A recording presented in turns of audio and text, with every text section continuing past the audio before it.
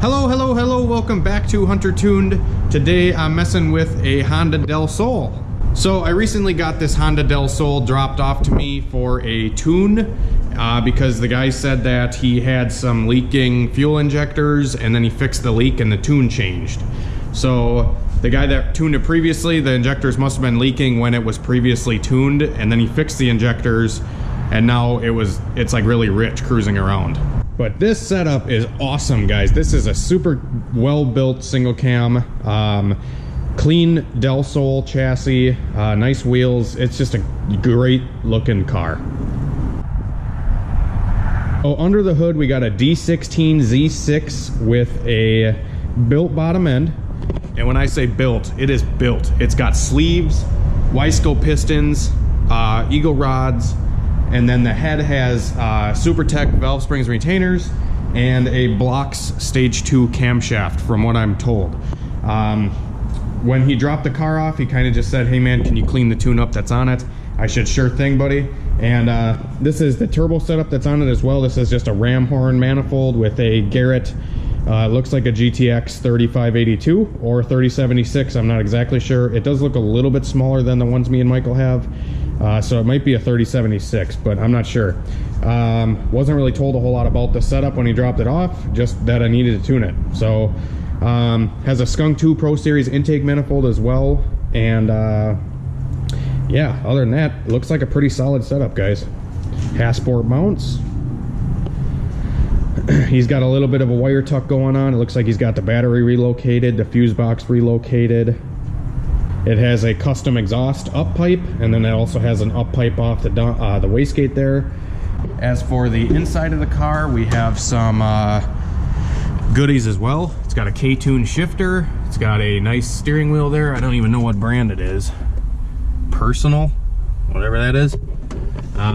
It's got a Recaro seat there. It's got some harnesses with a harness bar. It's on Honda S300. And ended up tuning this car last night quite a bit. Took some time on it. Sometimes these cars with a camshaft, tuning them on the street can be a little bit difficult because degreeing the camshaft and tuning the fuel map and everything without a dyno is kind of difficult, especially when the wideband's not wired into the ECU and you can't data log the wideband and all that. But we managed to get it done. One thing that is really holding this car back is it is on pump fuel, and it only has an RC 550cc injector, which is fairly small for how radical this setup is. When he dropped the car off initially, we ended up tuning the cruising portion and tuning the non-VTEC table, and then we turned VTEC on and got the thing up on some boost, and it kept tapping the boost cut. And I had the boost cut at 18, or that's where the boost cut was when he dropped it off. It was at 18 pounds of boost. And I couldn't even do a pull with it because it kept tapping the boost cut. So what we did to alleviate this issue, one thing I really don't like to do is I really don't like to run more than like 10 pounds or so on pump gas, especially with like a higher compression single cam. These motors, I mean, yeah, it is built, it's got sleeves and forged pistons and all that stuff, which pump gas, you know, we could get away with it on this car. But the problem with a lot of these single cams is they don't like to keep a head gasket in them.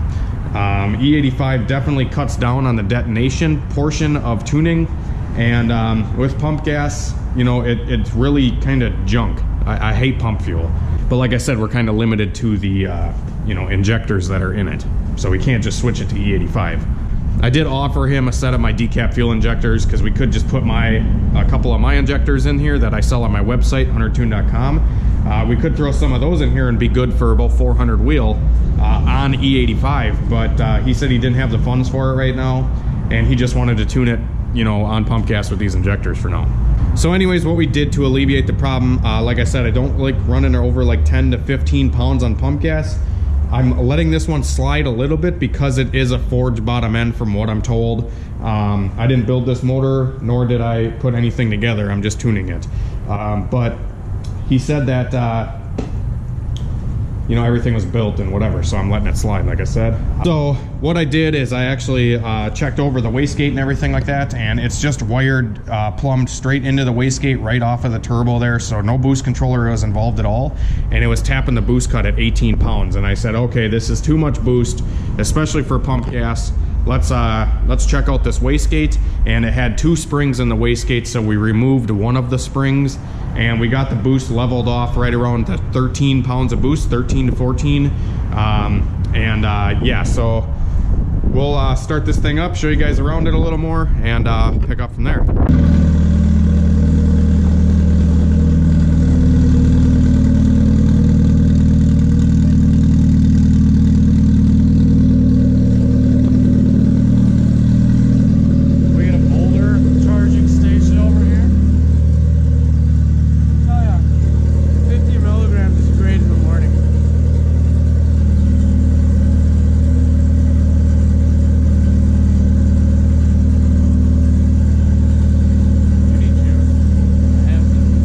It's windy today. Yeah.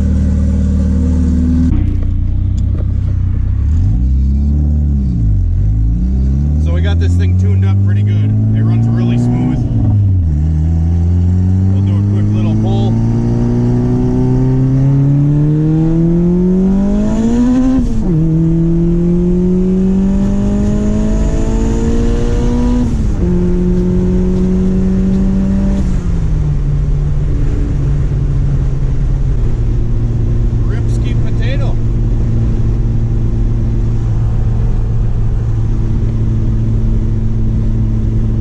Alright guys, so we just got done making sure the tune-up was still spot on from last night, and it is. Everything seems to be good. I got it set around like a 10.5, 10.8 air fuel just because it's on pump gas, which is rich, but I'd rather keep it rich, especially with a bad head gasket and shit. He said he's gonna do some stuff to it, put a head gasket in it, all that kind of stuff, and come back, and we can put some bigger injectors in it and feed it some corn juice. But anyways, he does need a head gasket, like I said, guys. He dropped it off and it already had the overflow like overfilled. I redid the cooling system, bled it, and topped it off, and then emptied the overflow, and it still is pouring into the overflow. Just that like 2 little pulls we did there, and she's like 3/4 of the way full. So definitely needs a head gasket job, which explains some of the smoking, you know, on gear transitions and stuff like that. Yeah, this thing's all good to go. Like I said, guys, it's on like 13 pounds. This cam makes a huge difference. Michael needs a cam, that's for sure, because this thing actually pulls up top. Feel free to send me one. Yeah, feel free to send Michael a camshaft. Yeah, it makes power up top, unlike yours, you know. Unlike my stock cam. Unlike your stock cam, yeah. Well, Michael's doing some more stuff to his car. As you guys know in the last video, if you haven't seen that video, go check it out. But we did actually mess with Michael's car a little bit because his fuel pump wiring was messed up. So what we're actually going to do is we're going to hot wire the fuel pump and do, you know, power off the battery straight to the pump through a relay, and then switch the relay with a switch or the ignition switch or something. And that way the fuel pump will have battery power instead of the thin little, you know, 18 gauge wiring that the factory has. Also, Michael is fixing another issue with his car. What's another issue, dude? Well, what else is wrong with this freaking thing? My manifold flange wasn't flat. Okay, so this CX Racing top mount is a really nice manifold, but I don't think the surface where the turbo flange goes was flat. So we bolted it together without a gasket, and it's leaking a little bit out of the front. So he's actually putting a gasket in there to see if it'll alleviate the difference in the uneven surfaces. If that doesn't fix it, you should probably just get the manifold flattened and you know, bolt it together without a gasket, because that gasket might blow out too. Who knows? Okay guys, so we are back in the garage now, and got that Del Sol all finished up. The tune-up, we could only go so far, like I said, because when he dropped it off, I noticed that the head gasket was already bad. And I kind of told him, like, hey, I can clean it up a little bit, but it's not really going to be the greatest considering it needs a head gasket. So he's going to have to redo that and, you know, come back at a later date so we can finish that car up completely. But in the meantime, that was yesterday, and today I've been messing with my B20 block. This is the B20 that I got from a local junkyard here, and we put Devcon around the cylinders, and this is turning out really good so far. I got the whole bottom end assembled, and you know, the pistons and rods and crank and everything is installed. And I also, the reason I kind of was slacking on this guy here is because I didn't really want to assemble the motor with the stock deck surface, like out of the junkyard. So I actually ended up taking the block to, okay, I'll step back a few seconds here. And I ended up assembling the whole motor with the bearings that came out of the motor when I pulled it apart, because nothing was really bad. There was no metal in the oil. There was no flakes in the oil. So I'm like, screw it. I'll just reuse the bearings and I'll reuse everything and throw it together. But when I threw it together, my gut was just telling me like, hey, just get some frickin' bearings. They're like 40 bucks. If this was an LS, like a 5.3, I'd throw the old bearings in it, right away, have no problems, and, not even think twice about it. But Hondas are a little bit, they're a little bit more picky with, putting motors together. You kind of gotta do them right a little bit. And, this thing, I didn't like the deck surface and the way it looked. And when I put a straight edge on it, there was like one spot where I could fit a 4/1000 feeler gauge in. And I'm like, you know what? I'm trying to shoot for big boost here and trying to make as much power as possible with this B20. I kind of want to do it half-ass right. So I took the block to the machine shop and I got it surfaced. So this is a fresh, flat surface on this block and everything like that. I also got a new set of King engine bearings, which, like I said, that's what I run on like all these Hondas. And I got a fresh pan gasket, and I got a JE Pro Seal head gasket. So hopefully we won't have any head gasket failures now with the new B20 setup. The only thing that's kind of holding me up now is the cylinder head and this little oil pressure sensor deal. This is the gauge that was for my oil pressure gauge, or the sending unit for my oil pressure gauge. And on the back of the block here, this is where I had the feed line coming off for the turbocharger. So the feed line would come into the sandwich plate right here, and then this guy would screw in, into the block where the factory oil pressure sensor is. The only thing that sucks is when I'm running these catch can fittings on the back of the block. Oh, come on, thread in, you fucking thing. Trying to do this with my non-dominant hand here. There we go. So when this thing was threaded into the block, I could not fit my catch can fittings. Like, the fittings would go into the block just fine, but when I put the AN line on, it was hitting on the sending unit here. So what I did is I kind of just ground down the sending unit to clear this AN fitting. And I'm kind of sketched out by it because I don't know if the sending unit's still going to work, that I ground it down a little bit. This is a cheap eBay gauge, so I don't really know how much I trust these sending units, but I ground it down, just ground a little flat spot in it so I can actually get my fitting onto the back of the block for the oil catch can. Because before, I actually put a 45 onto here and then threaded it in, it was sitting like right here or something like that. But when I went to go take the 45-degree fitting out, it actually snapped. And I don't really trust running, like a 90-degree or like a 45 or anything like that on the back of the block.